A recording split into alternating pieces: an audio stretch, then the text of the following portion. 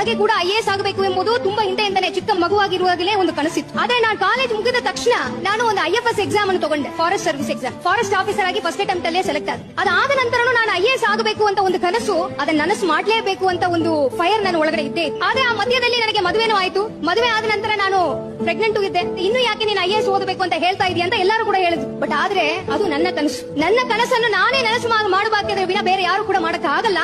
ನಾನು ಕಂಡ ಕನಸನ್ನು ನಾವು ನನಸು ಮಾಡೇ ಮಾಡ್ತೀನಿ.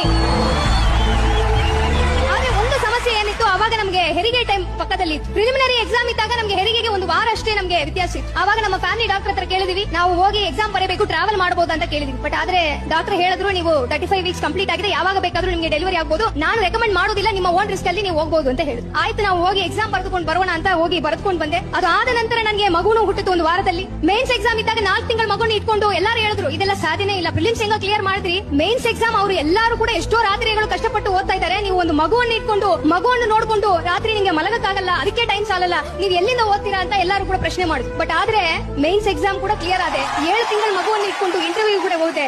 ಇಂಟರ್ವ್ಯೂನು ಕ್ಲಿಯರ್ ಆಗಿ 9 ತಿಂಗಳ ಮಗು ಇದ್ದಾಗ ನಾನು IAS ಅಧಿಕಾರಿಯಾಗಿ ಟ್ರೈನಿಂಗ್ಗೆ ನಾನು ಮಸೂರಿಗೆ ಹೋದೆ. ಆವತ್ತು ಎಲ್ಲರೂ ಕೂಡ ಹೇಳಿದ್ರು, ಹೆಣ್ಣು ಮಕ್ಕಳು ಮನಸ್ಸು ಮಾಡಿದ್ರೆ ಮಾಡಕ್ಕಾಗದೇ ಇರುವ ವಿಷಯ ಈ ವಿಶ್ವದಲ್ಲಿ ಯಾವುದೇ ಇಲ್ಲ ಎಂಬುದನ್ನು ವಿಶ್ವಕ್ಕೆ ತಿಳಿಯಪಡಿಸಬೇಕು ಅಂತ ಒಂದು ಸಂತೋಷ ಆವತ್ತು ನನಗೆ.